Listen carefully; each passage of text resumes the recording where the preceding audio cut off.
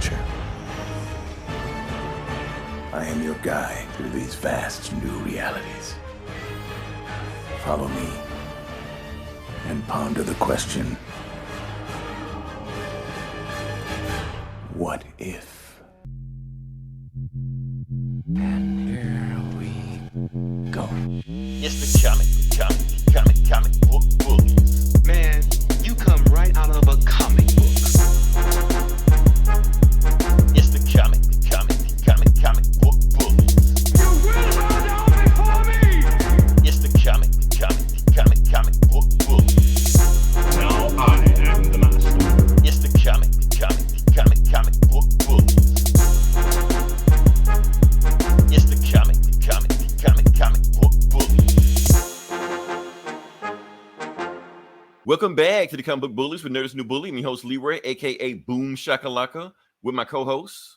Yeah, it's Eli, aka the final girl. There we go. And we will talk about what that means later on. And we are back with another episode. And we want to say this episode is brought to you by... I fucked it up. This episode is brought to you by Taco Bell. Oh, Now, sweet. we are not being endorsed by Taco Bell. They're actually nasty as fuck, and I don't recommend them, especially their breakfast menu. Stay away from them from their breakfast Man, menu. Taco Bell's the shit. What are you talking about? It is shit. You will be shitting the whole time. It is when the you shit. eat it. It's the dope. It's the real dope, homie. It is Remember the that old droopy shit. that video you posted of you going to the taco truck, not knowing what you were talking about? You saw that? Did Yeah. I post it on? Yeah, I you didn't know posted it. I didn't know I posted it. I didn't know I posted it. Can I get a regular taco meat? He said, what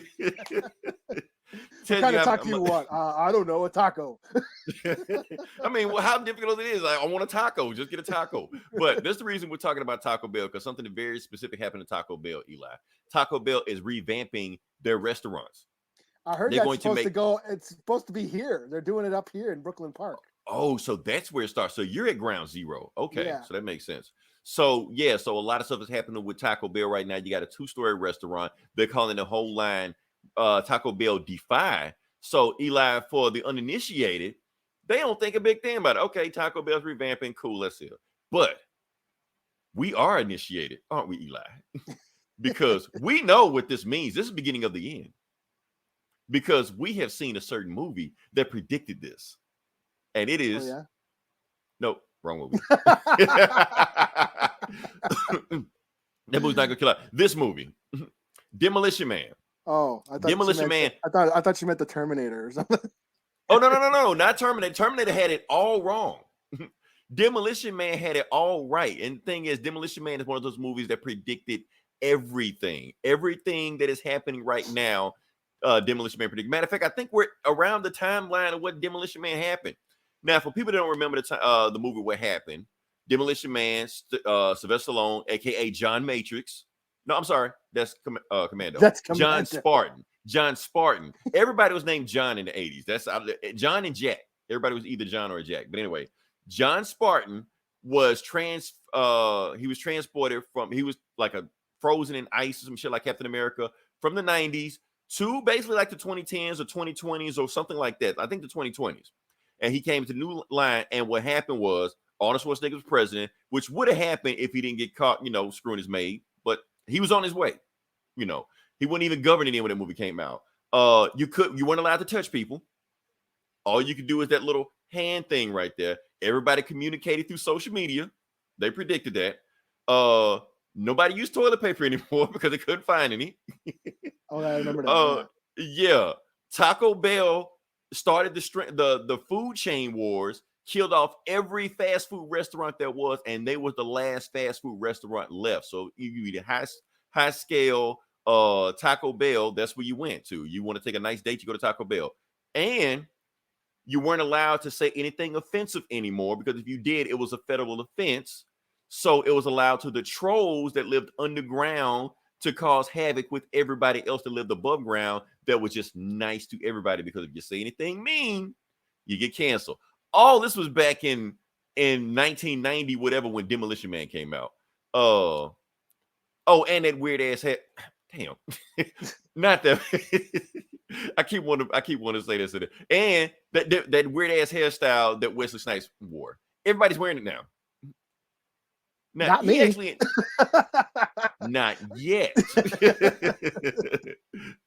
It's only a matter of time, Eli. So yeah, so Demolition Man predicted all this stuff. So the fact that Taco Bell is about to start the food chain wars and about to end everything and have all of us eating Taco Bell, that's the beginning of the end. So that's the beginning of the zombie apocalypse right there. Not COVID, not the Delta variant, not the Omega variant, not the Lambda variant. No, this Taco Bell taking over.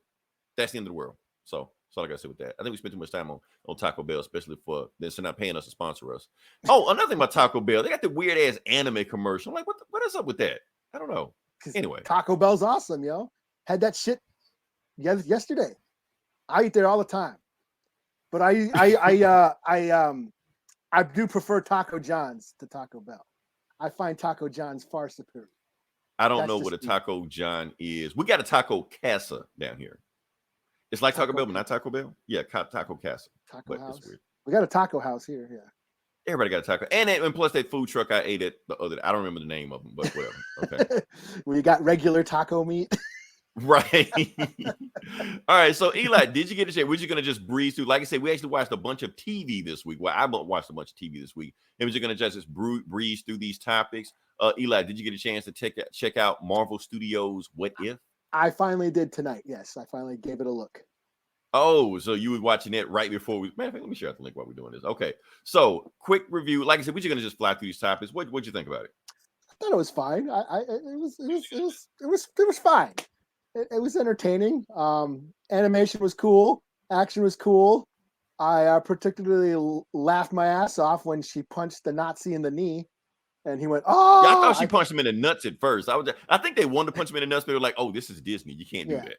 But hey, she broke his knee, which was just as brutal. And I thought I laughed out loud. So, yeah. I mean, punch him in the nuts would have been, striking down the patriarchy, stuff like that, I suppose, yeah. But, so they probably but it was cool. I mean, yeah, we got to see, Peggy Carter as Captain America or Captain Britain or whatever the fuck.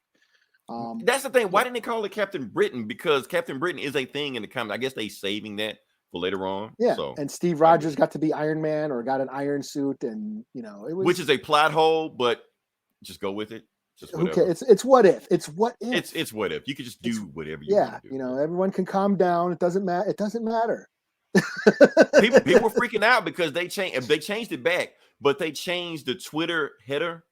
They changed the profile pic to Captain Carter, to Peggy Carter, and everybody just lost their mind. Ooh, they're destroying our. Even in the America, Yeah, even in the beginning, where the Watcher has to explain, "Hey, y'all, this don't mean shit, so don't take it too seriously." Right, like you got to give a disclaimer. Yeah, but it was fine. It was cool. I wasn't like super hyped about it, but. I found some time to, because we did watch a lot of shit this week. We watched a lot of shit. I mean, the thing about What If is that, Eli, for us, this is old news for us. Oh, What If is not a new thing to us. Yeah. Yeah, I mean, because we grew up on this What If shit where they just crank out a story here and there. What if Spider-Man had 6 arms? What if Thor was a girl, all this crazy stuff. What if Wolverine kills the Hulk? And what if Aunt May was the Punisher? All this shit, man. It was just like whatever. It was just one-off stories. Some of them were cool because most of the time the heroes got killed at the end. I was like, oh, didn't see that coming. Yeah. But most of the time they were just throwaway stories. They were just whatever. Yeah. They were fun. I mean, they were fun. Yeah, a little kid, and that's what this is. Whatever. It's just fun. Who gives a shit? It's Right. So it's nothing really to take serious with this. Honestly, the story to me in this, with the whole thing was just what if Captain America, the first Avenger, was a girl? That's all. Yeah. I mean, other than that, it just played out the exact same way. I mean, the only one, I didn't really care about this show. The only one I'm really interested in is the zombies episode, which I guess ain't coming on. That's like the very last one. I never cared about the Marvel zombies. It's a thing. Me neither. But I'll watch zombies and shit. I mean, I'll watch it, but I don't really give a shit. That's the thing. So if people were expecting us to get like super hyped about this, I will say this, Eli. The animation was awesome. I love the animation of this. Yeah. Just the stuff they were doing, the moving they were doing. It reminded me of the Fleischer cartoon, the 40s Fleischer Superman cartoons. Yeah, like kind of that had style that. They're doing on Star Wars Resistance. They were doing that type of style too. That. Okay, so you Yeah. think it's maybe like the same animators or whatever? Yeah, like Disney. I mean, Star Wars, Disney, Marvel, Mhm. same motherfucker. I mean, you can see the money. You can see the money up there. Yeah. So and my whole thing about that, I liked it. It was cool. You can see the money on screen. You can tell when they just took a shot that was from the movie and just cell shaded. You could tell it like stood out from everybody else because everything else like Captain Rotoscoped it. Yeah, you could tell because everything else it was like cartoony, over animated, and all of a sudden it's like realistic. You're like, whoa, it's like a a tone shift when they do stuff like that. But it was cool. It was nice. Like I said, what if I'm not too excited about it, but this first episode, it was cool. I think this type of She fought animation. a giant monster at the end. Now, a lot of people saying that's Shumu Gura. I might be screwing that name up. From Marvel's Capcom. May or may not be. May just be a random tentacle monster, or maybe the monster from Marvel's Capcom. I almost got a screenshot, but I forgot about doing it, so just whatever. But yeah, that's my thing about it. So let's move on past it. Like I said, we got a bunch of other TV shows. We got it. Okay, so Eli, you probably didn't watch this, but did you get a chance to watch Titans? No, I haven't watched any of the Titans. Yeah, like none of it. Never. I've never watched it. The only DCU show I watched was Swamp Thing. So. Which was awesome. I'm not even gonna lie. I haven't watched Doom Patrol. Haven't watched Titans. I hear Red Hood's on this one now. Red Hood is on this one. That's the best thing and the worst thing about this show. I'm gonna see if I can get this. That has me interested. Like, and he's heavily featured in it also. I'm trying to see if I can. Yeah, let me see. I'm gonna just show you a glimpse of it before they flag me. But yeah, Red Hood is on the show. They show Jason Todd getting beaten to death by the Joker. All that is in the show. So, but here's the thing. All of that is in the first episode. Oh, nope. I'm screwed up already. Remove. Anyway, yeah. So all that was in the first episode with that.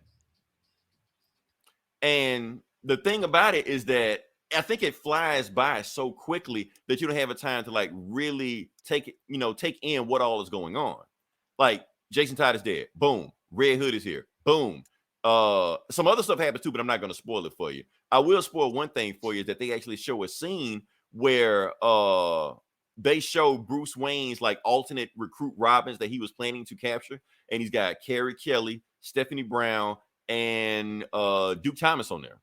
So they show the footage there. So like, okay, you got like it's just like real quick, and then Dick kind of got mad and like, what the hell, you recruiting? You got a list of other Robins you're gonna recruit in case one of us get killed off? He was like, yeah. Just in case, Fuck Batman. Right. So I can see that. I'm trying to see if I can show you because, like I said, now the thing about it, I like it when the Red Hood is showing up, but he almost has like a bat in the sun feel to it. That's my only thing. Let me see if I can fast forward to this part because it was like one part that was pretty cool. So now I don't know if that's a knock to bat in the sun or this, Yeah, here we go. Nightwing versus Robin or Red Hood. Yeah, Nightwing versus Red Hood. Like this is all like the second episode like that. They just flying through this stuff, just getting to it as fast as possible. I'm gonna stop before I get flagged. So, but yeah, all the stuff right there. But it almost does remind me of like those Bat in the Sun, Red Hood versus Wolverine type deals, but like that. But anyway, let me get out of that. Oh no, out of that before we get flagged. I'm pretty sure we got flagged already, but yeah, that's the thing. So.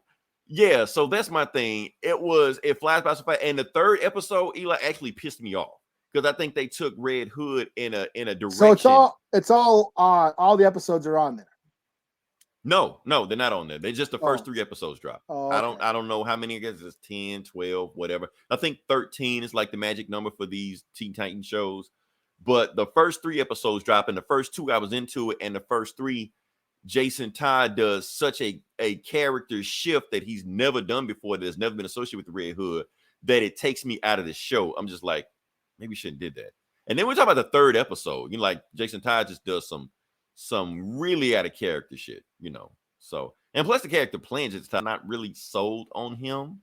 I think he's still too bratty, even though in my mind that's how Jason Todd always been, Yeah. But Robin was like that when he's a little bit more. Robin, is like that. Yeah, Red Hood isn't. That's why. Right, Red Hood isn't. He's not all bratty and stuff like that. But this one, he's definitely coming off bratty. So I'm just like, I don't know if I can get down with this. But the show is entertaining. The season 3, the way it started off is definitely, I feel like the strongest out of all the other seasons they've had in these Teen Titans shows so far. You can tell HBO is spending extra money to get the show looking good. Nightwing is on there, like I said, I just showed you. They got like a shitload of Teen Titans on there, but half of them I don't care about. I pretty much only care about when they get to like the Red Hood Bat family type stuff. Everybody else, I don't give a shit about. Don't give a shit about Hawk. Don't give a shit about Beast Boy. Don't give a shit about Superboy on this show. We had, he's on the show. Yeah, we had Scarecrow. I kind of like, but even then they gave him too much time. Wonder Girl, I wouldn't mind more of her on the show. That's just me, you know.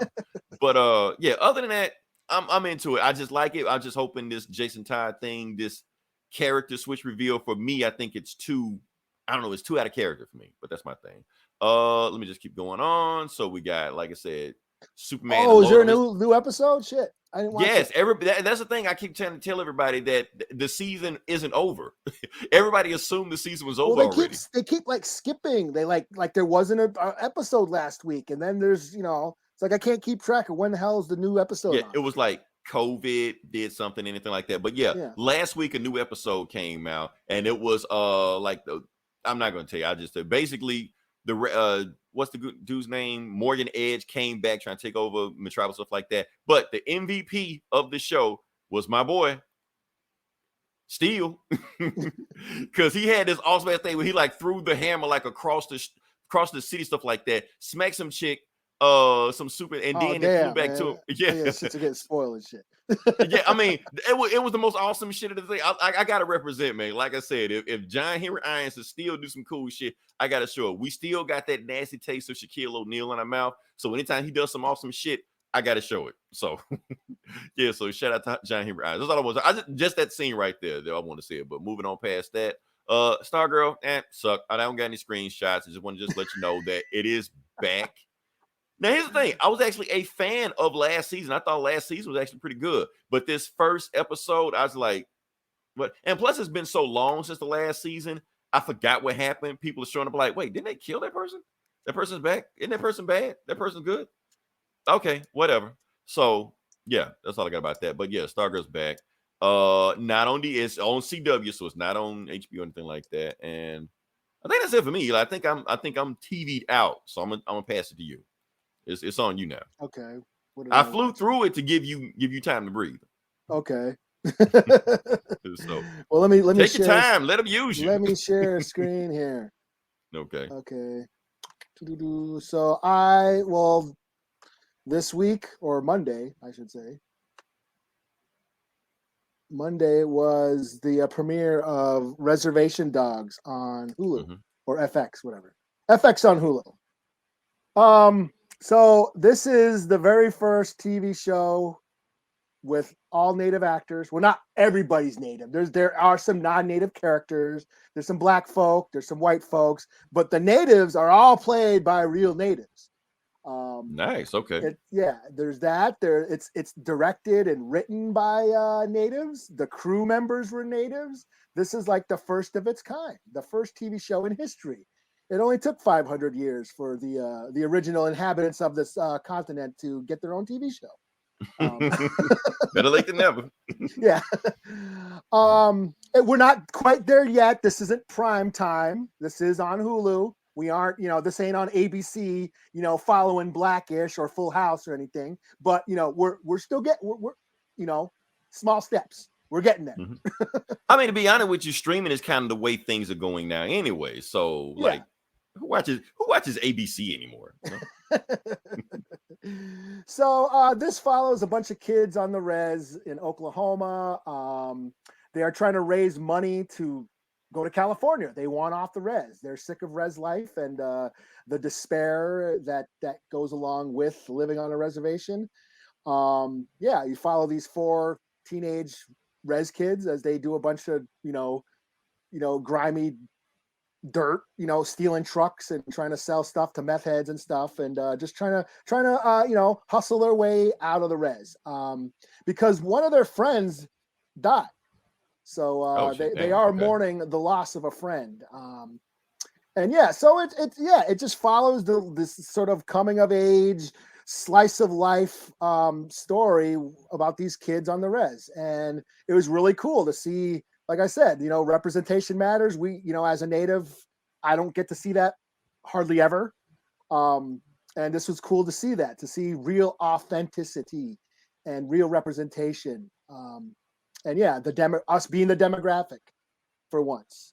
Yeah, it was funny. It had some poignant moments. It does highlight, some of the, the despair of growing up. Obviously, their friend is dead.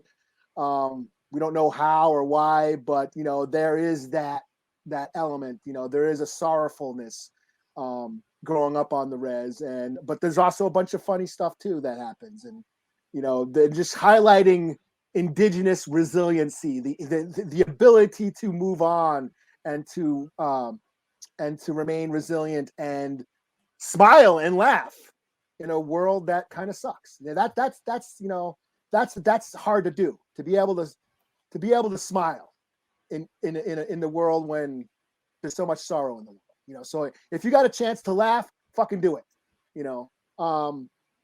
But yeah, so a lot of cameos. We have Mike and Funny Bone. They're rappers. They play these little two res dudes on, cruising around. They're rappers and stuff.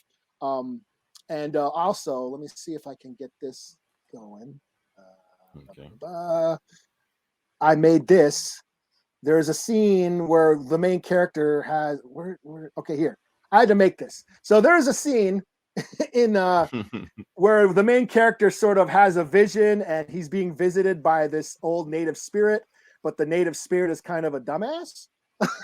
Okay. He says, he's like, yeah, I was at the Battle of Little Bighorn, but my horse fell over and crushed me, so I never got to fight. so that's like his spirit that's watching over him.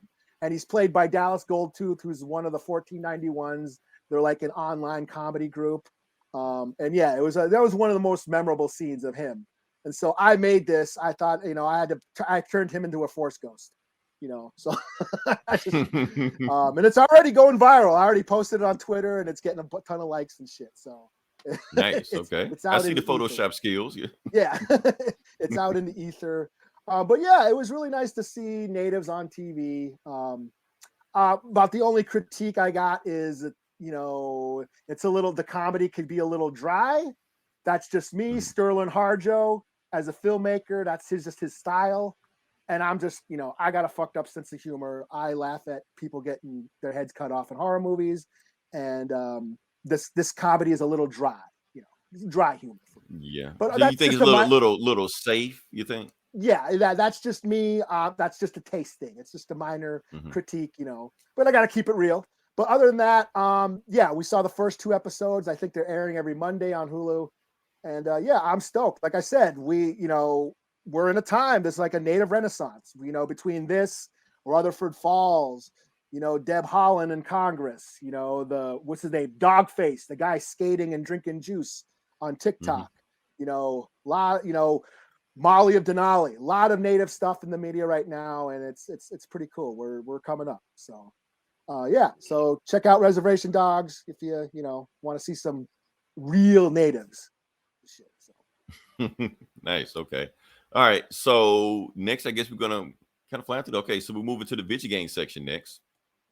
And we're gonna talk. Eli, I'm gonna give you a chance to talk about this also, because this is you like that. You already know. You already know. I got it from you. Honestly, I saw you post. I was like, you know what? Let's throw this shit up there. It's a nice background scene. I'm not even gonna show people what it is, because that would definitely get us flagged. So, but yeah, we're gonna talk about Friday the 13th, because it was our first game night. We actually decided to have a game night. Because we've been talking about Friday the 13th doing something and streaming for a while, and we decided to finally do it. Shout out to Gabe. Shout out to Anthony. Shout out to, what's that other guy name? I can't remember. Glock, something, popping Glocks or something. I think so. But we got a chance to check it out and try to see if I get a good scene with Jason on there. Yeah, when I got a chance to play as Jason, just stalking everybody. It was just a fun time. We got a bunch of people just to jump in. But we almost like we got 5 people in here or something. It was probably the most fun I had playing that game. I hadn't played it in a couple of years. I had to re-download it because it was just it's too much shit on my hard drive. So I re-downloaded it, and it was the first time I played in a couple of years. So it took me a little bit to get the hang of it again. But I never played with people that I knew, and I was always just playing with. It was when I first got it. It was online only.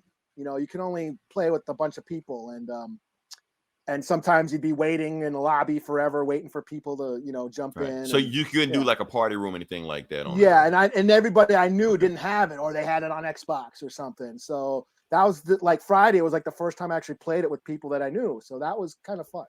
So. Yeah, I mean that's the thing. It's better when everybody knows you can sit there, joke, laugh, and stuff like that. It was a little bit difficult getting it because, like I said, I've never done a stream with other people on there at the same time, so I had to, maneuver that. But it was pretty fun. Yeah, you had your. I don't even have a PlayStation, and I did the stream, so that's the funny thing about it. Well, you were running the stream for like the first hour. There was no gameplay. Right, that's the thing, because I wasn't paying attention. I was like, I think it's good, but it's not Gomer's good. It was like, just showing, this like, sucks. Boo! You guys suck. Yeah, but yeah, So, then you never played the game before, and yeah. and I had to check it out. That's the thing. I honestly, the whole fun of it was figuring out what to do with the game, figuring out on the fly, stuff like that. Plus, you guys already knew how to play the game, so that made it even more fun. Yeah, you running around the tree while I'm trying to catch you with Jason and stuff. So, yeah, just running around in circles. I piss so many people off when I do that online. They get all. I'm pretty sure it's a way to get around it. Yeah, they get all mad and they'll just because Jason can warp or morph someplace. I'll just keep running around a tree or a fence, and he can't catch me because I'm just running around in circles. And all of a sudden, I'll just see Jason disappear. Like he gets mad and leaves. He's like, "Fuck this guy." I'm gonna just go find somebody else. Right? I was like, "Damn, I'm chasing after Eli again. Wait, let me find somebody else." Shit, But yeah, definitely. But you said it was something else you wanted to say, like what prevented the game from doing something. Oh, well, there's a lawsuit going on. All Friday the 13th content, official content, is on hold because there's a lawsuit going on with the original writer and the producers over rights. Which is why they can't even make a new movie, right? Yeah, this has been going on for a few years. They were going to make a movie a few years ago that got scrapped because of the lawsuit. The reason why there's no new downloadable content for the game is because of the lawsuit. There's supposed to be more kills, more outfits, more modes, more gaming modes that the developers cannot release until this lawsuit is resolved. So, kind of sucks. Yeah. But I did watch the fan film, the brand new fan film, Jason Rising, dropped on Friday too. I thought you meant Red Hood. That's what I thought you said when you said Jason Rising. I'm thinking Jason Todd Rising. So that's what I was thinking the whole time. Like, okay, he's gonna talk about Teen Titans. Okay. No, Jason Rising. It's a Friday the 13th fan film. And they dropped it on Friday the 13th. It was, as a fan film, it's really not bad. You can tell the effort that was put in, a lot of love, a lot of passion, pretty solid kills, a lot of cool Easter eggs. And I actually got into a discussion with some fans on the Friday the 13th board, like, how did Alice show up? Alice is one of the final girls. She was from the first movie, the very first movie, who killed Jason's mom. She's the one who cut off her head in the original. She gets killed at the beginning of part 2, but she shows up in this movie, in this fan film. I'm like, how the fuck she get still alive? So I was on the discussion, and then also Ginny, the final girl from part 2, has a little bit of a cameo, and she's a doctor, and there's a conversation between Alice and Ginny where they're saying, "Oh, I gave you some medication that should help with your hallucinations." So that sparked all this debate online. Like, maybe it never happened, right? Maybe it never happened. Maybe that Alice had hallucinations because she lived in the city, and how did Jason go all the way to the city to kill her, and blah blah blah blah blah. And I mean, but doesn't every horror movie does that? It always maybe it's a figment of your imagination, Yeah. Because a screwdriver to the brain, that's pretty, if she survived that, then she's hard as fuck. But yeah, I was like, what the fuck is she back? But they actually got the actual actress to be in it, make the cameo. So yeah, as a fan film, it's pretty cool. There's a lot of fan films and, Jason movies that are on YouTube. Never Hike Alone is a good one. Vengeance is a good one. So I enjoyed it for what it is, it's a low budget, but you understand they did a good job with what they had. So, I give it a thumbs up. Cool. Can't complain about that. All right. So next part of the video game section is going to be on me. Eli, I am super hyped for this. Actually, hype for this. Yes. Tomorrow, technically it's tomorrow, technically it's today, but tomorrow could be recording late. They finally gonna drop the Black Panther DLC for Marvel's Avengers. Okay. So I'm excited for that one. I've been waiting for that for a while. It's gonna be free. Trying to see if I can get a screenshot of that one. Oh, I need the game. You need the game first, though. You need the game first. Yeah, they're just gonna just give you the character for free without the game. So yeah. So yeah, all you gotta do is get the game, and I'm trying to see if I can show you what he looks like on there. But they dropped all kind of, they're really hyping the hell out this game. I think they got the Dora Milaje on there. They got the dude that did the voice for Kratos at the dude on this one. They said the campaign's gonna be like 8 hours or something like that. Like you're gonna have some time playing it. So, and it's pretty much gonna be like single player. So you're gonna be playing this game for a while. You know, you can just buy the game probably just for this, especially if the game is like cheaper now. And yeah, here we go. Yeah, since it bombed or whatever. I think like $20. Yeah, it bombed. They like, please buy this game. That base is based. You can feel it. It's just like this Black Panther is kind of like their make or break, their do or die. Like if this shit don't work, we're screwed. And it's free. And it's free. Like, please buy the game. You know, let me see if I can show you that shit one more time. So that's the thing. So they showed all what his moves are, what his superpowers are going to be. It's going to be single player mode. You fight against Claw. I think Crossbones also in the game, stuff like that. So cool stuff. You know, can't complain about it. Yeah, let's move on past that. Now we can move on to the next part of no, get out of that. I don't know if you heard that or not, but anyway. All right, like I said, this is Comic Book Bullies, where we talk about the comic books. We talk about the next section. And Eli, we're gonna do Batman 89. You should go first. Me? Yeah, because it was I'm going first. Right. Yeah, you should go first. You know why? Because it was the number one selling book this week. Okay. Yeah. Even with all the what was that shit? The free comic book day and stuff. It's bad that we don't know that. We should know this. But it is what it is. Oh, okay. Let me get my images because I got a ton of images to share. I mean, I was gonna throw it up, you know.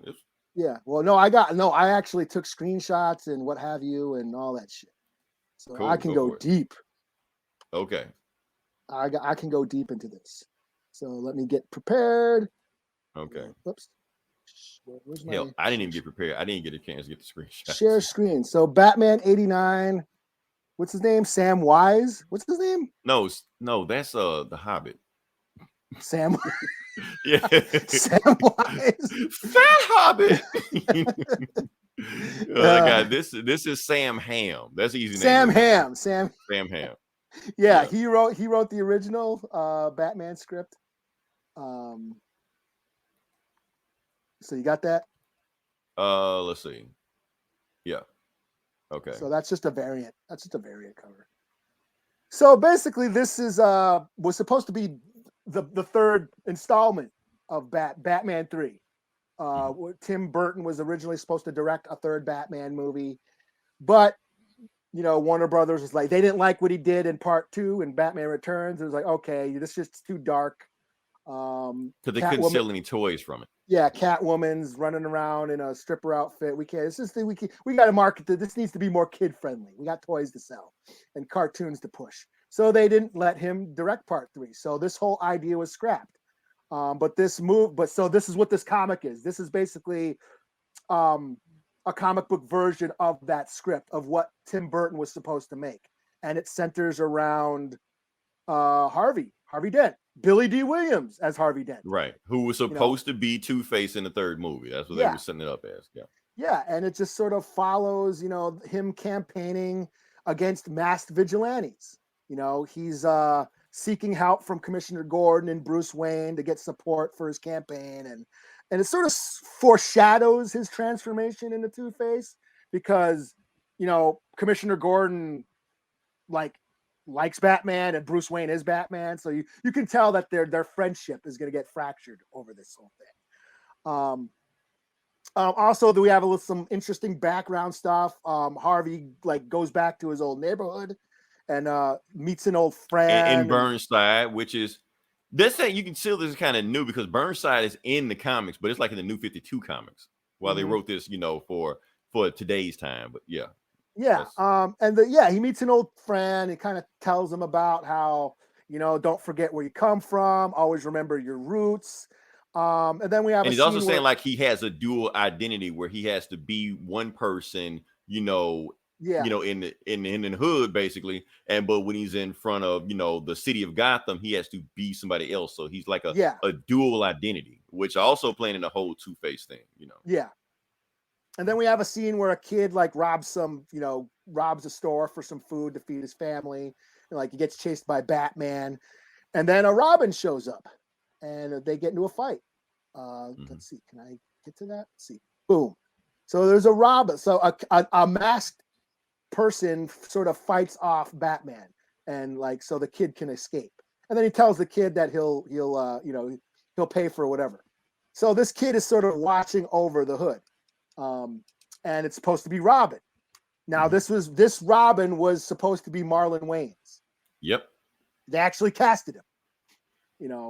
But like I said, it never got made. So But he was so close to getting the role that he still got royalties from Batman Forever. Yeah, because he actually tried out for the suit and everything. So he still got paid and still get points for everything. So yeah, that's pretty good. So yeah, pretty interesting movie. I think they said even Catwoman's going to show up again, like in the later issues. Yeah. I mean, this was a lot of fun. There was a ton of Easter eggs in this. I was wondering, did you see it? Okay, so you saw it. Yeah, okay. I broke this shit down. There's a ton of like Tim Burton Easter eggs, especially. So right here we have Lock, Shock, and Barrel, the little trick-or-treaters from Nightmare Before Christmas. Nice. Okay. Yeah, right there we have Lydia from Beetlejuice. Played by Winona Ryder. There's the Beehive Lady from Mars Attacks. There was also Jim Brown from Mars Attacks in here somewhere. I couldn't find him again. I was like in a hurry. But then, yeah, it's Mars Attacks references. Here is the sort of jack-o'-lantern from Sleepy Hollow. And this is what's her name? Summer. Is this supposed to be Summer? That reporter. That is Summer Gleason from the animated TV anime cartoon. There's a lot of like influence you can tell from the cartoon. Like Commissioner Gordon looks like he is from the cartoon. Yeah. Even though he didn't look like that in the movie, but yeah, that definitely does look like Summer Gleason from the anime series because she didn't exist in the comics. I don't think. And then we have Prince as the Joker. I saw that. Yeah, Prince shows up. Yeah. Party man. Trust. Yeah. Trigger warning, Leroy. Trigger warning. Who was that? That's Large Marge. Oh shit! I'm so glad that image is so small. Okay, so yeah, I saw that. Oh shit! Is this gonna freak Leroy out? So that's Large Marge from Pee-wee's Big Adventure, Tim Burton's first movie. There she is before she zombied out and gave Leroy nightmares. So. And still does, right? And here's just some more art from concept art of Robin. Marlon Wayans as Robin. That was pretty cool. And yeah, there's another Robin variant cover. So yeah, I enjoyed this. This was a lot of fun. I mean, I thought I liked the little references, the little Easter eggs of the Burton universe. And I always liked that. I like those Burton movies. I still do. I know a lot of people shit on them now because it doesn't follow comics or whatever the fuck and all that bullshit. But I like the world. I like the dark, gothic, other world, like urban fantasy realm. It's not realistic, but that's what I like about it. That it is just a fantasy world. And yeah, it influenced the animated series. So yeah, I dug on those movies and I still do. So I thought this was a lot of fun. Yeah, this is. I thought it was also. It took me back to those movies. I even played the old Batman soundtrack in the background. With Prince. Yeah, the soundtrack is still. Yeah. So it took me back. It gave me a feeling. Except there is one thing, Eli, that they changed that I didn't like. What's that? Batman didn't wear Air Jordans.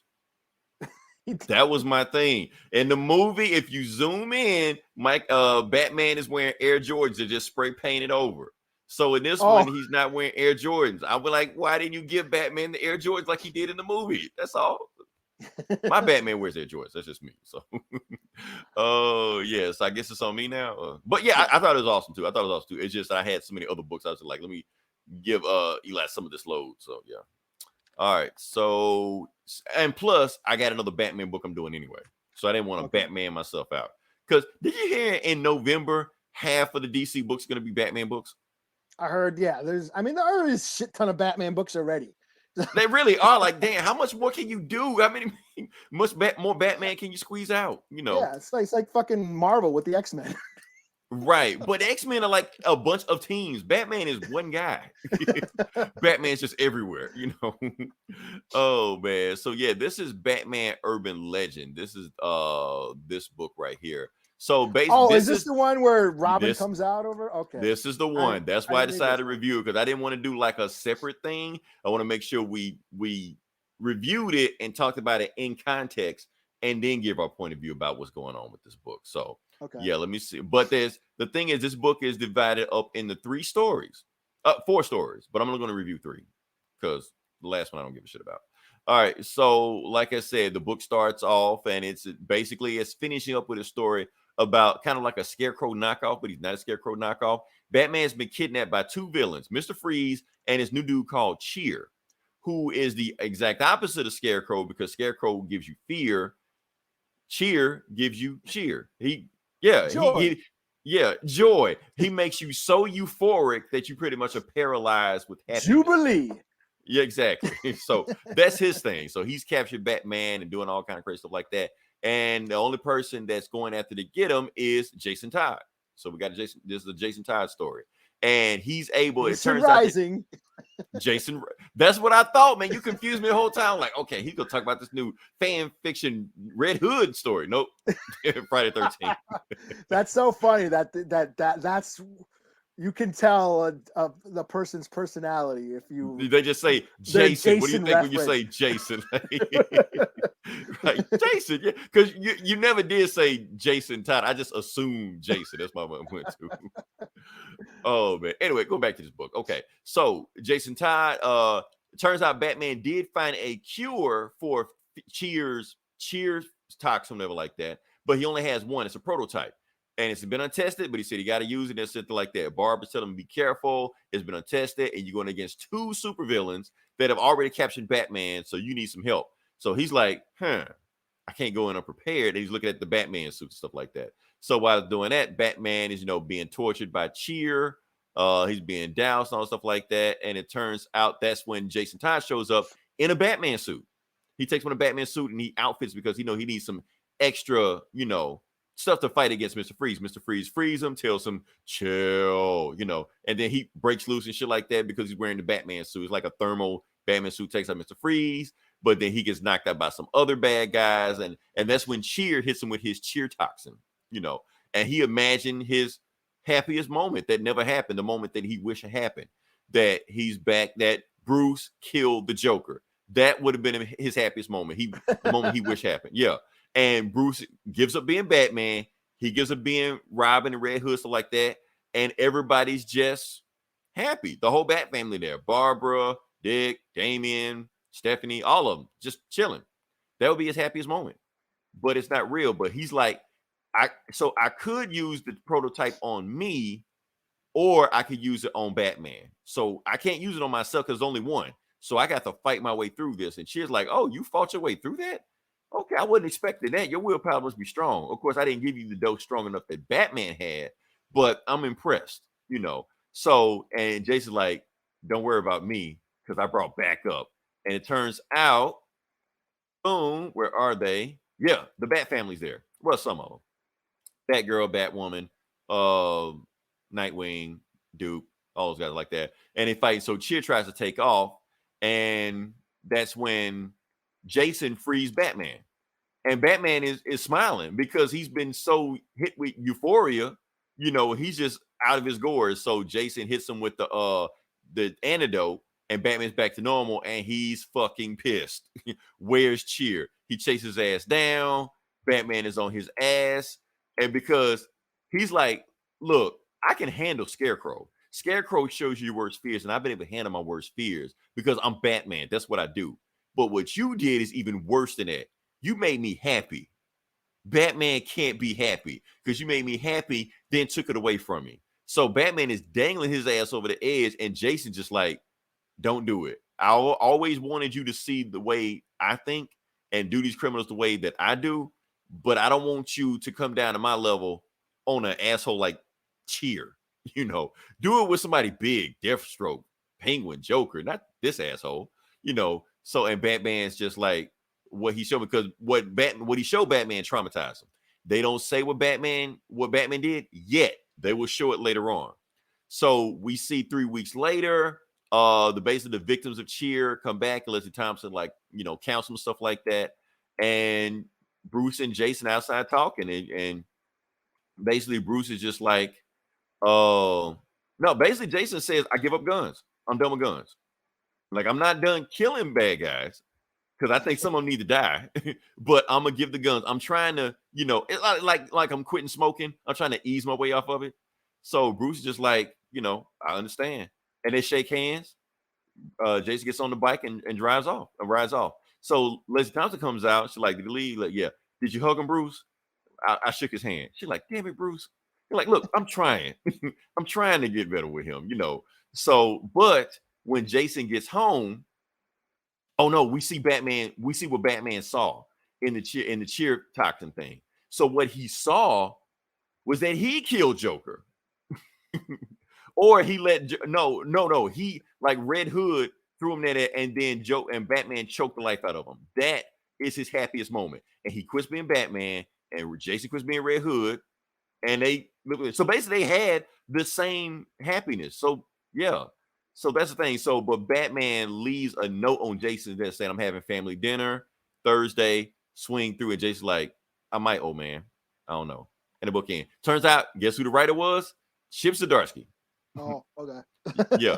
So, all right. The next book, I'm going to just fly through this one because we want to know what happens to the next book after this one. Basically, Wonder Woman versus Zealot. Zealot is, you know, remember that Wildcats character? No, yeah. I don't. What? You know? Oh, did you read Wildcats? Not really, no. That's a Jim Lee book? Yeah. Wildcats was Jim Lee, right? Wildcats? Yeah, that one. No, okay. No, I never really got into that. I'm going to show you Zealot. I'm not going to. Okay. Zealot. Her. You know her. Okay. Yeah, I seen her. Yeah. Okay. Yeah. That's Zealot. Okay. So anyway, she's trying to assassinate Maxwell Lord. Wonder Woman's trying to stop her. That's the book. Okay. Moving on. So, Tim Drake. So Tim Drake is trying to rescue his quotation friend from this cult that's trying to kill him and sacrifice him for something, whatever, like that. And these other bunch of kids, and Tim is there, saves them, and when he's saying them, the boy, the boy he rescued, what is his name? I can't remember his name. Anyway, I can't remember his name, whatever it is. He's like, why are you acting like Batman? You don't act like Batman. So he tells him, you need to get out of here. He's like, I'm not going anywhere. I've been training. So him and the other guy fight off these cult members one-on-one, and they beat all of them up. And the whole time, oh yeah, he's saying, like, in case we die, tell Tim Drake I wish we could have finished our date, you know. And Tim just smiling, and then they go back fighting again. Turns out these two just beat the hell out of everybody, you know, just knock everybody out, and that's pretty much the story. Yeah, they just fight everybody. So yeah, the next day, look, we get to the end. Basically, what happened is Robin is having like a conflict of interest. He's like, I need to quit doing things Batman way. I've been conflicted this whole time. I need to start understanding who I am as a person. So, and I know what I want. I know what I want to be, and I know what I want to do. So he goes to that guy's house. Like I said, I forgot the guy's house name, and basically takes him up on his offer. Yeah, Bernard. That's his name, Bernard. Okay. He was like, yeah, I'll take you up on your offer. The end. So, and another book about Black Canary and Deathstroke. I don't care. Let's talk about this. Okay. So let's talk about this thing that is cutting the internet by storm about Robin is gay. That's what the headlines are saying. Not LGBT, just saying Robin is gay. Not which Robin, just a Robin. So they don't know that it's like 4 or 5 or 6 or 8 different Robins out there. They just saying that all of them are gay, you know. One of them's a girl. One of them's a girl, right? So they don't know. They're just saying that. Actually, probably the coolest one was a girl. Right. Exactly. Carrie Kelly was the shit. Carrie Kelly. That was the one everybody like. I was like, oh, Robin's a badass. Okay. But like I said, this is Tim Drake. Honestly, Tim Drake is my least favorite Robin. I don't really give a shit what they do with Tim Drake. I feel like with Tim Drake, they don't know what to do with him because all the other Robins have identities. Nightwing is the cool one. He's the older brother, you know. Jason Todd is the badass, you know. Damien is the ninja assassin, heir apparent, Ra's al Ghul, trained, whatever. The little shit. He's the little shit. The asshole, yeah. But Tim is just Tim. He's just there.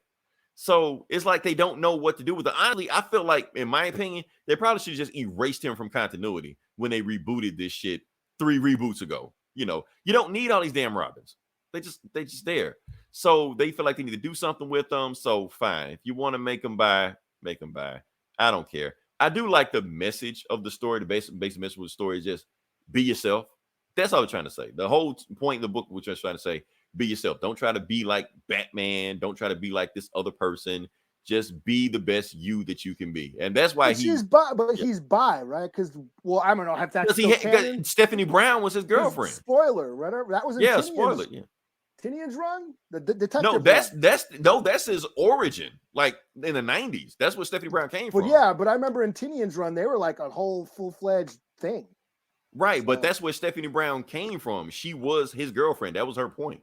And then she decided to become a Robin. She like stole his costume, became a Robin later on. But yeah, that was a whole thing. That she started off as his girlfriend. So that's the thing. So he's bi, gay, whatever. Tim Drake, that's his thing. Yeah, honestly, I don't. He doesn't like. Yeah, I don't. Yeah, he is kind of like the whatever Robin. So if this is what makes him, if they can sell this, if this is what makes them sell, then cool. And that's the thing. Like, people keep asking why they keep doing this, why they keep doing that. Is this a gay agenda? There is no gay agenda. If something on TV turns you gay, I promise you, you were gay before you saw it.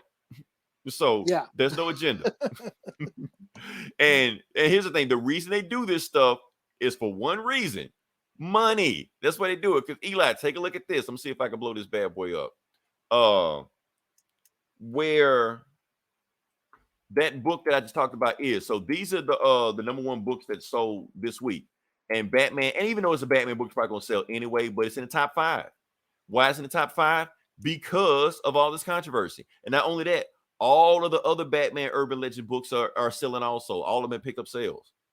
So they know what they're doing. People are complaining why they're doing this stuff. This is why they're doing this stuff. They're doing this to make money. Turning characters gay or LGBT or whatever you want to call it is marketing. It's free marketing. Assholes on YouTube won't stop talking about it. Guess what? You're making the money. All the shit you did with Captain Marvel, talking shit about her, you talk shit to $1 billion. And you don't even give a shit about Tim Drake anyway. So what's the big deal? Exactly. Right. You never gave a shit about Tim Drake anyway. So why would you care if he's gay or if he has a 10 bear orgy? Who gives a fuck what Tim Drake does? That sounds awesome. I will fucking read that. I would buy that book. Yeah, I'll buy that for $1. Yeah, it's just the same old shit. Everyone, complaining about stupid shit that they, everyone complaining about fucking Tim Drake being gay, be jerking off to stepmom porn and lesbians and shit. So shut the fuck up. Right. But at the same time, Eli, I have to complain. It's the same thing I've been saying all the time. These publicity stunts and these gimmick stuff. Is it true representation for people that are actually looking for representation? Because, like I said, they did this in some throwaway Batman book. The next writer is going to completely forget about this and just. And the thing is, I'm not gay. I don't have that perspective. I don't know. I don't want to speak for them, So I don't know what they think of this, or if there is any gay comic book fans that I'd like to hear from them what they think about it. But yeah, if this is just a cheap ploy to to give themselves a pat on the back, virtual signaling, which we always point out, then yeah, fuck that. But if a gay kid, if a gay comic book fan reads this and he's inspired to hey, cool, right, more than something just lip service in a throwaway book. Actually do something with it, Yeah, and it is kind of obvious they did. It is kind of funny they did this with the least interesting Robin. Yeah, not Damien, even though is Damien even old enough to? It doesn't matter. Whatever. Oh, Everybody get you know, flagged for that shit. right? Leroy said that. The views of Leroy do not represent the opinions of comic book bullies. Disclaimer. But you know, the funny thing is, we came a long way, Eli, because remember Seduction of the Innocent back in the 50s when they kept saying all this weird shit about Batman and Robin and all these jokes about the ambiguously gay duo about Batman and Robin. DC had a mandate. They wanted to make sure that they kept that shit away from Batman and Robin. Uncle Frank, old Uncle Frank Miller, he suggested that with Dark Knight Returns and why he made Carrie Kelly female. Like that, which that was, actually made it even more problematic. well, yeah, it always suggested that Batman is kind of a creep. Like, right. With these little boys running around and stuff like that. So yeah, it is problematic, but yeah. But yeah, it's all satire. It's all poking fun at everything. But you know, Batman recruiting teenage girls bring up a whole nother list of problems. But yeah. Hey, but to his credit, Carrie fucking sought him out. So yeah, she was awesome. She was awesome. I love Carrie. Yeah, Carrie's the shit. I mean, in Dark Knight 3, she's like full on Batman. She is Batman. That's what, or Batwoman or whatever. Batgirl, Batwoman, Bat Kelly. Bat person, yeah. That person, you know. Yeah. So that's my thing about it. So we've come a long way where they no longer have the stigma of keeping Batman and Robin. Oh, they're straight, because Batwoman only exists because of the rumors of Batman and Robin. So like, give him a girlfriend, you know. So that's my thing. And to all the parents that have a problem with gay shit, oh, I don't want my kids being exposed to blah blah blah blah blah. If your kid is gay and that's your attitude, well, that's why they're not coming out, right? Because you're making them feel ashamed of themselves and shit. Exactly. You're doing more damage by that. You know, if your kid can handle a man and woman kissing, right? Or if you let your kid watch violence versus two people kissing, you're fucking them up. So, right. Yeah. All you doing is just sheltering them and just keeping the shit away from you. That's all. Yeah. So they just automatically, okay, I need to know just to cut my parents out of my life if I'm going to go this route. That's all they're doing. So you're hurting yourself if you do that, parents. So yeah. Oh shit. I think I talked. Oh, and there's, like I said, another book, Black Canary, Deathstroke, is leading to another Deathstroke Incorporated book coming up. So I might pick it up. It's not pretty cool. I just watched a Deathstroke cartoon like a couple weeks ago. The gods and monsters, the demons and dungeons, demons or knights and dragons or something. Yeah. Animation, man. Some of them animation, like sometimes there's cool animation DC movies, and then some animation. DC is really cutting corners nowadays. Yeah. That's what I'm saying. When I looked at this Captain Carter, what if shit? Yeah, I looked at the Captain Carter shit. I was like, y'all need to step y'all game up, DC. Y'all used to like rule this shit, but now you got this Captain Carter shit. They kind of kicking your ass right now. You know, you used to be the gold standard, but now you want to cut corners left and right and stuff like that. So, shit, it's on. Even though we kind of shared that, but yeah, it's on you now. I didn't even read that, so I don't know. So I don't know how we shared it. Yeah, I just heard that he was gay, and I was like, oh, okay, cool. But there's so many Batman books. Like, I already read Batman. I'm not done with Batman books either. But yeah. All right, well, this is Batman-ish, I guess. I guess I'll do King Shark, #1. Okay. So this is Tim Seeley. What did he write? He was doing Nightwing, yeah, that's right. Rebirth Nightwing. He did that for a while. He also does, the Hack Slash. He created Hack Slash, one of my favorite books of all time. Oh, nice. Okay. So yeah, Suicide Squad, King Shark special edition. This is free comic book. This was a free comic book day, but I got it through Comixology and not my comic book store. I did go to my comic book store. You got to support. I didn't go either, but yeah. Yeah, I did go to my comic book store, but they didn't have anything I wanted for free comic book day. I did buy this. I had a bunch of deals going on, so I bought this cool ass little Spider-Man. Todd McFarlane. Okay. Yeah, McFarlane Spider-Man. The Todd father. Okay. Mm-hmm. And I bought that Brubaker, the new Brubaker trade. His newest one, was it Pulp or whatever? The newest one he put out. It was in paperback. Didn't he do Die or something, or Die or Kill or something? Kill or Be Killed. or something like that. Yeah. Criminal, Fatal, Captain America. Okay, right. But yeah, there wasn't a lot of shit at my comic book store that I was interested in for Free Comic Book Day, so I got this through Comixology. So this is Suicide Squad, King Shark #1. Yeah, it follows, what's her name? Defacer, some character named Defacer, that her power is, or she just defaces property with spray paint. But King Shark seems to like her. She's in Belle Reve. And okay, she's a criminal. Okay. Yes, and you know, people try to fuck with her, but King Shark likes her and he protects her. So Waller makes her go on a mission with King Shark because King Shark refuses to go on the mission. So it's like, well, if I send this chick to go, then King Shark will go with her. So they basically go to Hawaii to do some shit, and they meet while they're in the water, they meet King Shark's dad, who's like the king of the god or whatever, Ninawe or whatever his name is. And he's basically like, yo, you've come back to your spawning grounds, that you have to, so he has to prove himself in some sort of tournament or something, some challenges. He's got to prove himself worthy of the shark god throne. And the first challenge is, let me get it up here. Let me get it up. Let's get it up. That's what she said. There we go. The first challenge is fighting Orca, the killer whale woman. What? That's a Marvel character. Oh, never mind. Oh, wait, okay.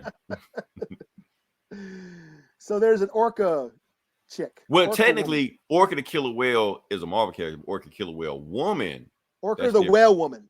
Orca the whale okay. woman. Yeah, that's what so they did just enough so they're gonna get sued. Okay, gotcha. Yeah. So that, and then that's it, to be continued.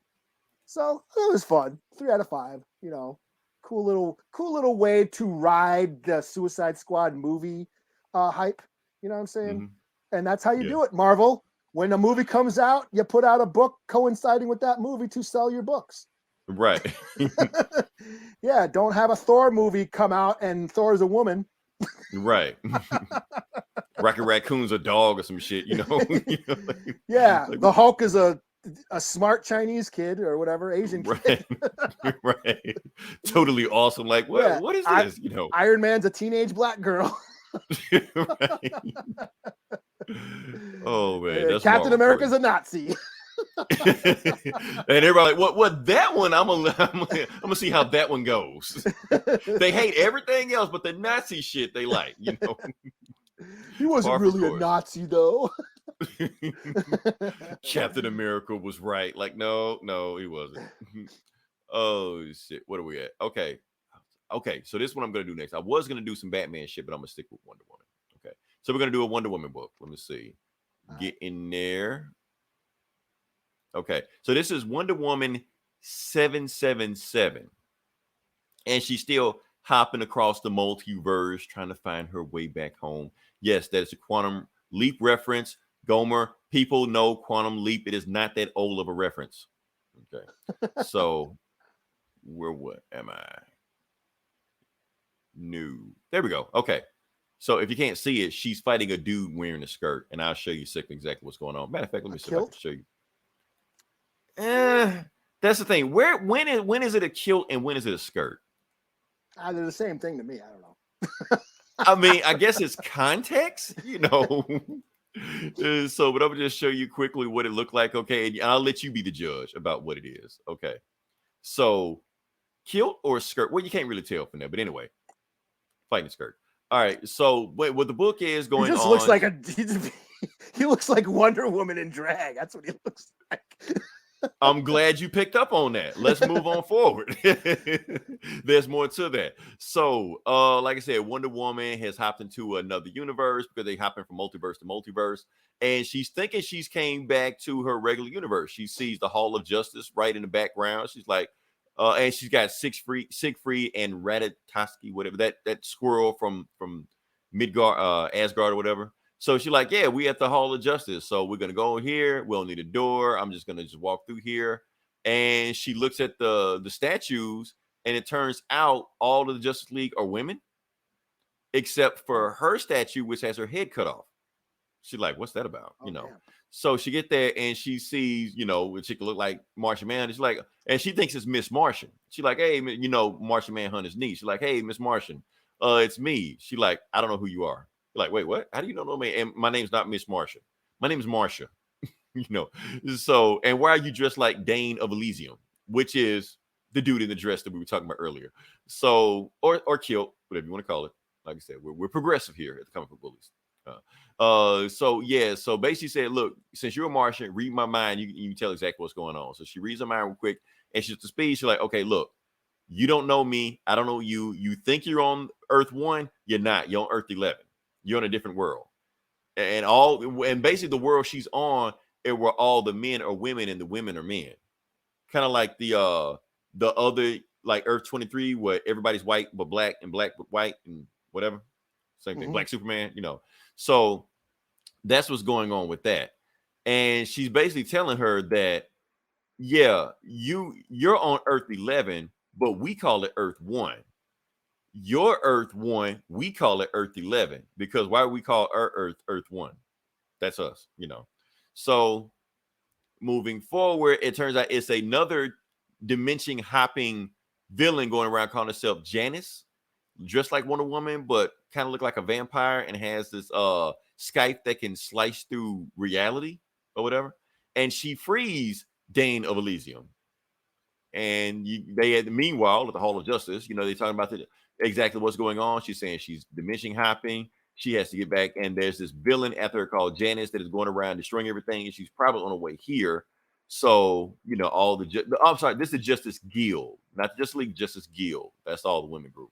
So Dead Man shows up and she's like, oh, so you must be dead, man. He's like, well, gender is just a construct. That's what he said, you know, just screwing with her, stuff like that. So anyway, Janice is here, breaks through there. And not only that, she also freed Dane of Elysium, who is Wonder Man. They're definitely going to get sued for that one. So, so yeah. And I don't know, Eli, I'm going to say dress. It looks like a dress or skirt. Hey, mini skirt. He's maybe. fucking, hey, he's rocking that shit though. Yeah, and not afraid to punch a woman. You know? Yeah, and he's talking all this shit like man's world will rise against the matriarchy. I feel like this is a social commentary, Eli, because the whole time he just saying like really fucked up shit. We are the superior gender. We will rise. We will take over. You all are nothing. You all are inferior to me. And you know, Sirius just like, man, you got some real problems, man, with the way you think, you know. And he's just like, when this tomorrow you will be another notch on my blade. And he's just like, hour. I mean, tomorrow you won't last an hour. And that's when the Justice Guild just jumps his ass to take his ass out, you know. And then Wonder Woman just knocks his ass out, wraps him up in her lasso or whatever the fuck she got. And then that's when the other chick shows up and they fight, and that's the book. Some other shit happened. Okay. I just wanted to show you Wonder Man. That's all. So, like I said, they're definitely going to sue because Marvel and DC had a big issue about Wonder Man and Wonder Woman, and they basically told them, stop making Wonder Man and we're going to sue you. But they had Wonder Man. So, yeah, whatever. Yeah. Yeah, right. that's the book. And Wonder Woman at the end hops into another dimension and rinse, repeat. Yeah. Right. Cool. Yeah. Right. Well, I guess I'll do Star Wars High Republic number 8. Number 8. Okay. Let's see. Boom. So this wraps up the Drengir story arc. So okay. We have this like these like evil plant alien monsters called the Drengir are basically infecting planets. They have like a hive mind, and the Jedi and the Hutts had to band together to fight them. So here's a shot, you know, of the Jedi and the Hutts fighting the Drengir. You see Jedi's riding a Rancor, an armored Rancor, which I thought was pretty dope. So this is the High Republic era. This is 200 years before the Skywalker saga. I'm digging these books right now. We're not weighed down by what happened to Luke and Leia and Vader and all that shit, and we're not tied into the Knights of the Old Republic. This is just all brand new Star Wars shit, and I'm digging it. So yeah, like I said, they're fighting this evil plant alien race called the Drengir. They're infecting planets. They have a hive mind. They're taking over people's minds. This is like the final battle. This issue. What's her name? Creve, the one Jedi Padawan. Oh, she's just been knighted. She's a Padawan, but she ends up banning. She finds some old like lone Jedi called Orla. And she brings her to the fight, and they're all kicking ass. And so this is just basically the final battle. They're the Jedi and Hutts versus the Drengir. A lot of cool action scenes going on. Let's see what else we got. Boom, we got that. So, oh yeah, here's just Skier riding a Rancor. I just think that's dope. But Avar Chris, she's like the marshal. She's like the leader of the Jedi right now. She's kind of like Charles Xavier. She can like read everybody's minds and speak to every Jedi, at the same time, kind of like Cerebro. So she can do that. She ends up trying to enter the Drengir, the monster grabs her and tries to infect the Jedi. So it grabs her, infects her mind, and then because she's like tuned into every other Jedi, it's trying to take over everybody and like infect all the Jedi in the galaxy. And everyone's like, "Oh shit!" But the Jedi are too powerful. They're like, "No, we're not. You're not infecting us. We're infecting you." And they do the Jedi mind trick. Okay. Yeah. So they all do the all giant Jedi mind trick and destroy the Drengir.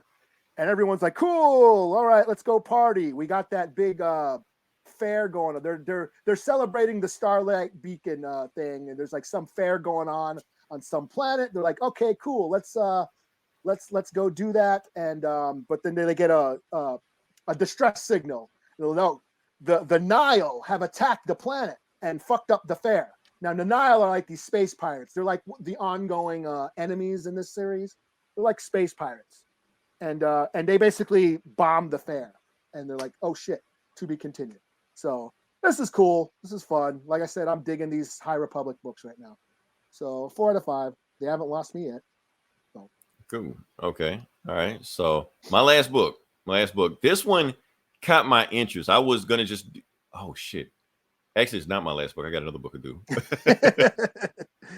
I didn't think about this, but I'm gonna go ahead and do this one anyway. This book is, and it might be the Pennyworth. I don't know if you knew about this book. Yeah, I saw this. I was like, what?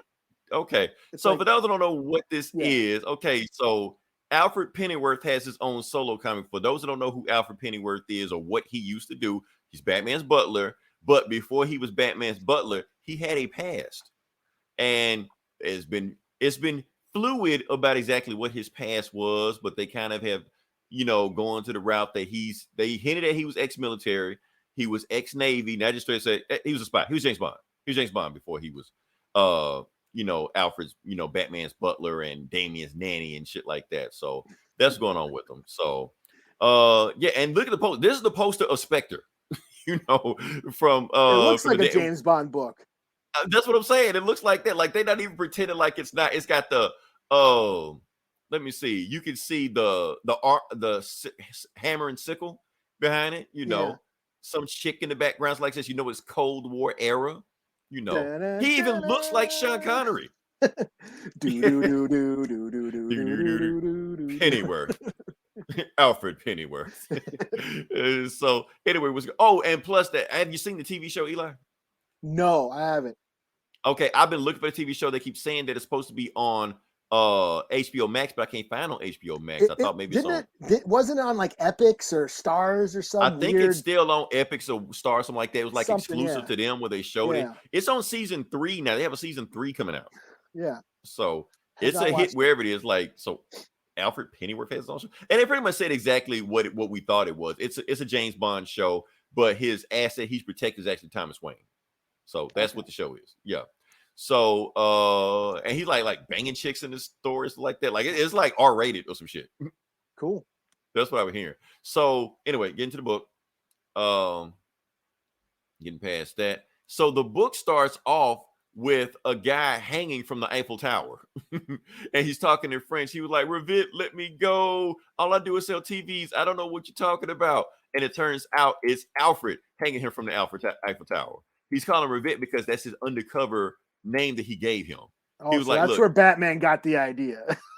right. He got it from Alfred, So he's hanging him. He was like, look, tell me the information I want. You got 10 seconds to tell me the information I want to know, or you got 10 seconds to wish you told me what I had to do, because that's how long it's gonna take you for drop, to hit the ground. So he's at the top of the Eiffel Tower. And then when he gets there, he's walking through, France, stuff like that, and basically saying his name, that he's been undercover as Alexander Revit.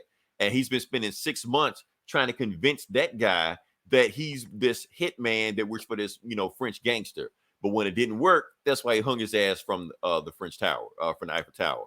And the information that he got from the guy was that the Americans had a nuclear weapon stolen from them on British soil, and they sold it to the Russians. So the Russians have some kind of nuclear weapon, and it's his job by MI6 to get this back. Even though they say MI5, he's not MI5, he's MI6. I'm gonna tell you why, and I'm gonna break this down for a second, because I learned this from James Bond movies. Now, the difference between MI5 and MI6: MI5 operates on British soil, MI6 operate on foreign soil. Same difference between FBI and the CIA. FBI operates on this soil. CIA is not allowed to operate on American soil. They operate everywhere else. They go around and fuck up everybody else's country. So MI5, MI6, FBI, CIA. That's the difference. Now, back to the story. So I'm going forward and saying MI6. So he goes there, and we're gonna go to the end. And anyway, there are 3 stories in this book. One was the James Bond story he had going on. Another one shows him when he's younger, and it turns out that his dad was a butler, and his dad was a butler for the Secretary of Treasury, or whatever you call that in Britain, in England. And the secretary's daughter was his best friend. But when they grew up, it became his girlfriend, love of his life. And they're both spies, and they go around just fucking up shit like that. So they're on their way to the Arctic Circle, because that's where they're hiding. That's where the Russians are hiding this nuclear weapon. So they're sneaking in and pretending to be Russian soldiers. And the thing was, the reason they got caught is because he slipped up in his jargon of Russian language, and the guy recognized it, knew they were spies. So they sneak aboard, and for the rest of the time they're on board, Alfred doesn't say anything. He shuts the fuck up, because if he says anything, he's gonna screw up. So they meet a Russian general. She does all the talking, and her Russian accent is perfect. She doesn't screw up at all. That's a pretty good ship, whoever drew that. Yeah, I don't know who drove this, but it was pretty nice, especially like this and it probably traced this like that. But yeah, so they're going to this they on this ship called the Icebreaker, where it just basically breaks ice, because they're going to the Arctic Circle. Mm-hmm. Moving forward, so, and like I said, and they basically flirt with each other the whole time, like some James Bond shit. She's like, well, basically, when we done with this mission, we'll find a soldier, we'll sleep in the bed of a Russian soldier after we throw his ass overboard, and we'll warm each other up, stuff like that, and they're actually running right there. They're right there. They're running from one icebreaker to the next one, because this is their target. They have to get to that ship, because that's where the nuclear weapons that the Russians stole, or stole from there. So then this is where we get to the third story, and it's actually modern day, or right before he died or whatever. I'll just fly past that, because basically it is Alfred's in a room, and he's being kidnapped by some people we don't know. So Alfred is basically helping out the Russians, because the Russian ship is attacking them. So somebody has hijacked the ship. So they're making their way, trying to get to the front of it. Oh, this is the story. Somebody got shot. Don't care. They get inside. Alfred and his girlfriend Shirley are able to make their way into it, and they see what they're holding. It's not a nuclear weapon. It's a dude that can. Oh, it froze up. Yeah, that can. Make weapons out of himself or something. I guess this is going on right now, and it's freezing up on me, but that's okay. So Alfred actually blows this guy away with some kind of weapon that he has. I can't find it. Anyway, it's screwing up on me. And he blasts his ass through it, but it doesn't kill him. And he's like, he doesn't know how many guys are left, but that's what's going on.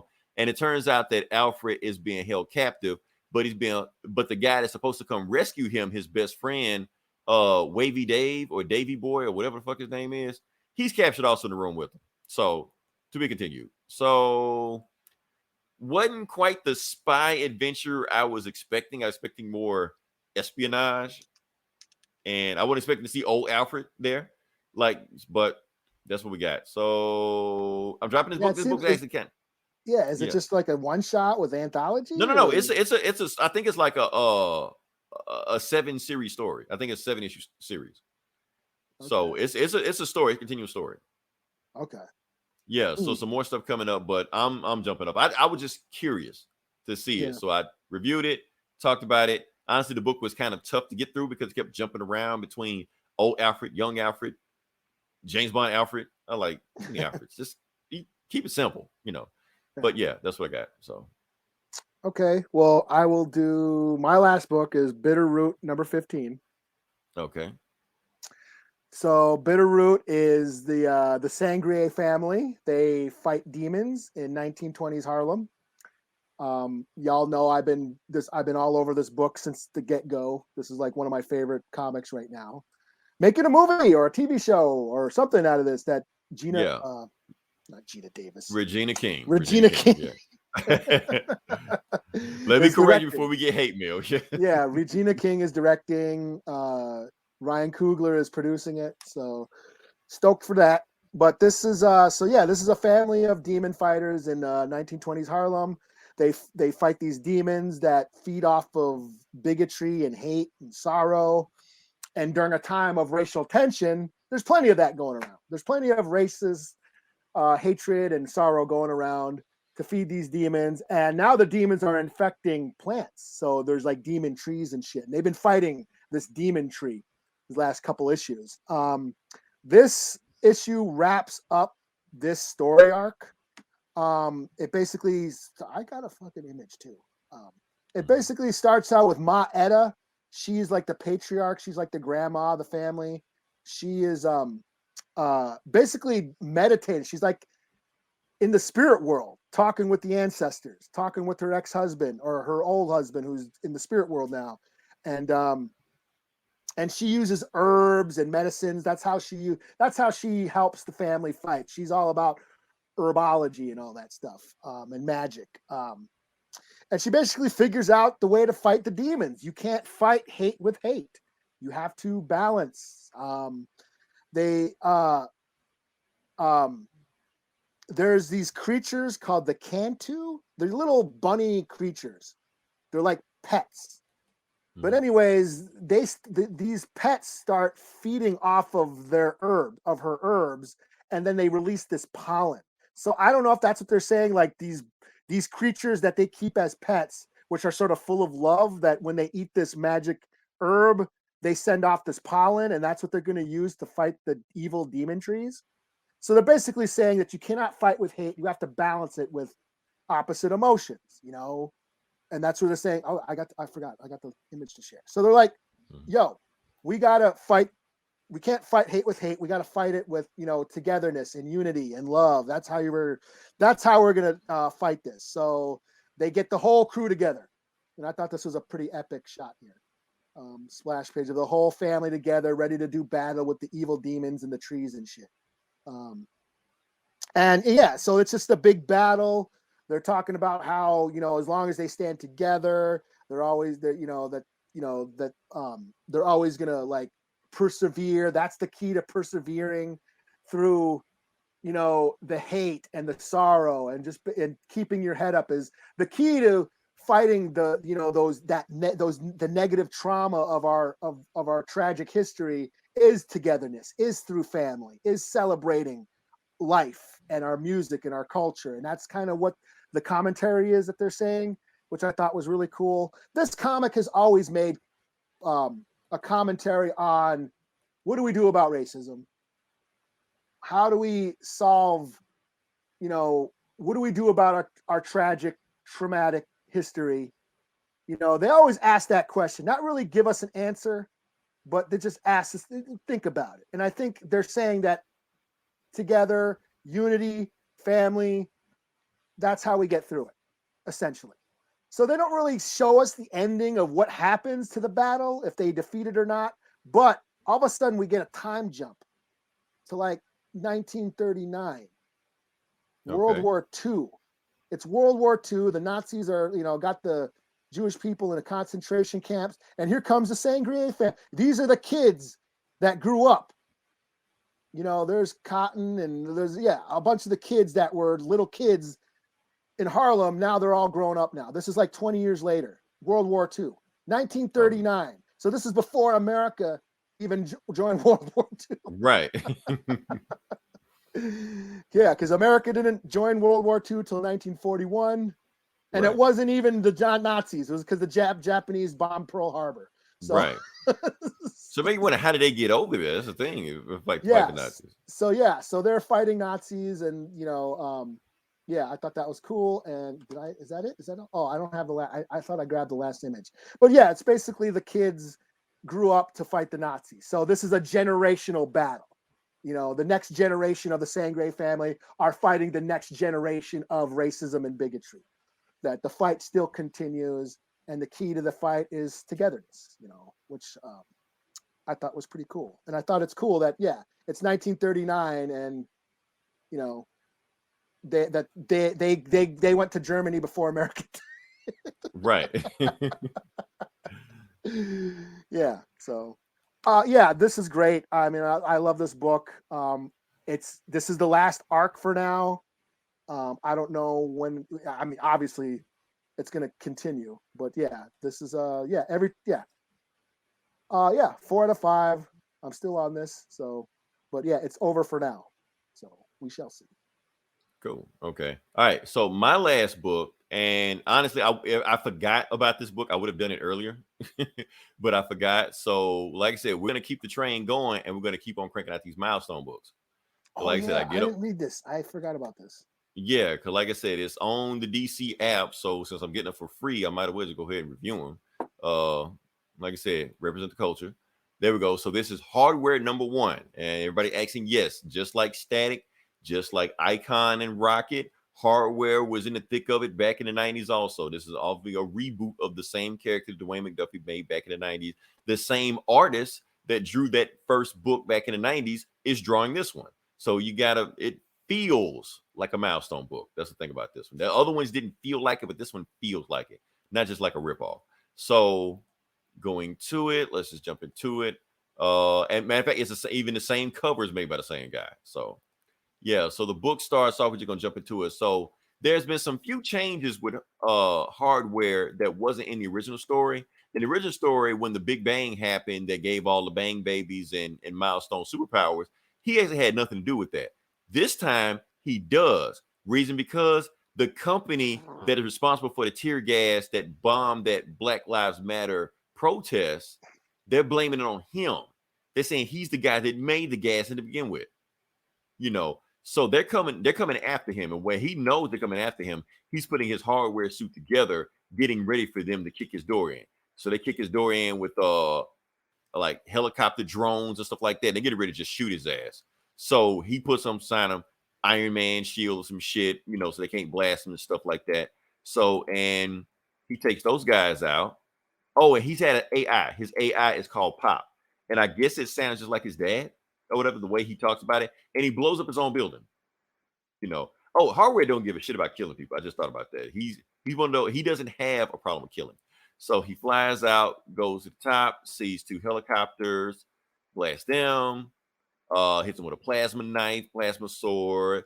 Cool fight scene, But anyway, get to the end. He fights these guys, fight them off.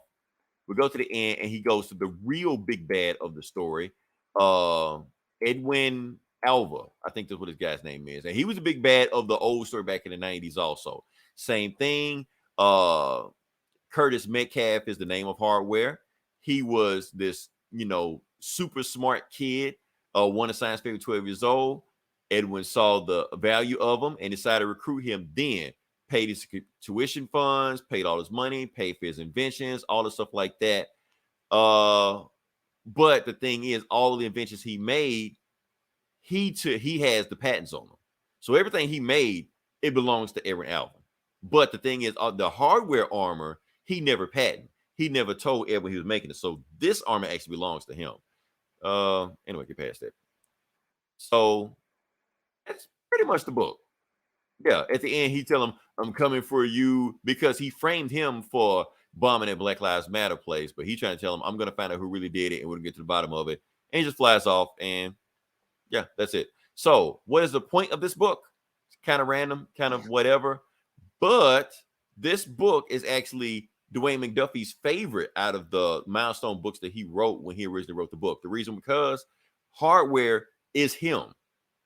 That's the thing about this book. This book is actually an analogy, a metaphor, or parallel discussion to creative rights.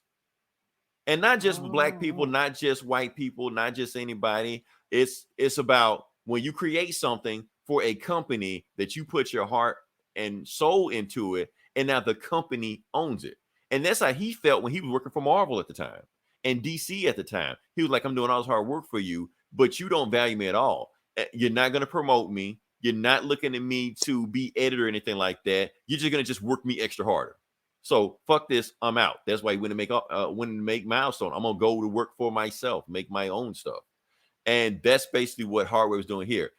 This book sucks, but the original Hardware story is pretty awesome. Because I reread that story. I'm like, oh, because they took some stuff that he said in the original book and tried to remix it here, like the story with the parakeet trying to escape the cage because he sees the grass, but he flies the grass and hits the window. And it's a metaphor for even though you're free, you're not really free, you know. So it was a better metaphor back then. It's not really a metaphor here. So that's the thing, Eli. It's like the Milestone books, they don't have that same magic they had back then. Because those old books, they still hold up. They're still good. But these books aren't holding. Like the art is still good. Because like I said, it's the same guy that's there. But the guy writing it, all they can do is just rip off what was already done before. But they don't even rip it off as good as it was back then. They don't re-innovize it. They don't tailor it to 2021 or whatever year it is now. They just copy and paste it. Like if the old girl in the 90s stole a typewriter, in 2021, she's still in typewriter. That doesn't make any fucking sense, you know. Because she's in the retro shit. Right, because she like just throw some shit. Like, come on, man. I want to be off the grid or whatever it was. Yeah, like update this shit. Make it new. Make it relevant. You know. Going to steal a PS5. Right, or something, you know. So, but that's my thing. So honestly, I didn't like this story either. But every time I read these Milestone books and I don't like the new stuff, I reread the old stuff. I'm like, damn, that shit still holds up. Here's the thing, Eli. I'm gonna say something that people don't want to admit. They're losing their magic because Dwayne McDuffie isn't there. Dwayne McDuffie was the lifeblood of the old Milestone. It wasn't just a whole bunch of black creators just stuck on there and just did shit. No, he ran that shit. He was the best writer in comics at the time. Not black, not whatever, the best. Because when he went on and started doing like the Justice League cartoon and all those made-for-TV movies, cartoon movies back there, he wrote all that shit. You can tell, oh, this guy knows what the fuck he's doing. He is running shit for DC. Milestone don't really know how good they got it. So they're trying to run it without him. You can tell it's like a car running with three wheels. That's what it feels. That's what Milestone feels like right now. I hate to say it, but that's what it feels like. So I don't know. No Blood Syndicate, huh? No Blood Syndicate. They can't do Blood Syndicate. I would love to do it, but they can't need do Blood Syndicate. That's like the only one I really got in. That's the only one I read. Right. Right. Like if you really want to do something, do some Blood Syndicate. I'm gonna go read some Blood Syndicate. I remember that shit was hardcore. That's back then. I thought it was dope. You know. So. Oh man. And any other book you got? I'm booked out. I'm done. Yeah. I'm booked out also. Like I said, I don't know what's coming out next week. I think the summer movie schedule is over. So I guess we're done with movies now. I guess I'll review Lois and Clark's season finale. We didn't do the box office, did we? It doesn't matter. Nobody saw anything. Nobody saw shit anyway. Right. Suicide Squad's bombing as hell. Right. It's like number 5, and it's its second week, so it's like other shit, man. I'll talk about it briefly. It was Free Guy, Don't Look, and something else. So I saw a funny Don't tweet. Breathe. Don't Breathe. Don't Breathe too, which I want to see. The first one was dope. People said this was even better. They said the second was even better. That's what I'm hearing online. This is old man Matt Murdock. Dude's blind and he can whoop ass and shit. Yeah. Somebody and the Aretha Franklin biopic is out. Is that out now? Starring Jennifer Hudson. Yeah, it's out. Respect or whatever. I saw like the vinyl record at Target the other day. I was like, oh, yeah. it's coming out. I saw a funny tweet of some guy say, I was trying to watch Don't Breathe 2, but then I hear Jennifer Hudson loud ass three movies down with the Respect movie. Oh man. On that note, we're gonna. There was that Night of the Living Dead anime that's coming out soon. Oh, my bad. Cool. I forgot to. I actually had it loaded up. I think I skipped over it. Yeah, whatever. It's coming out. Looks dope. Check it out. Animated version of Night of the Living Dead. I might check that out. We'll do a thing. So yeah. Until then, this is Leroy. This is Eli. We'll talk to you guys next week. Same bullet time, same bullet channel. Gentlemen, let's broaden our minds. Lawrence.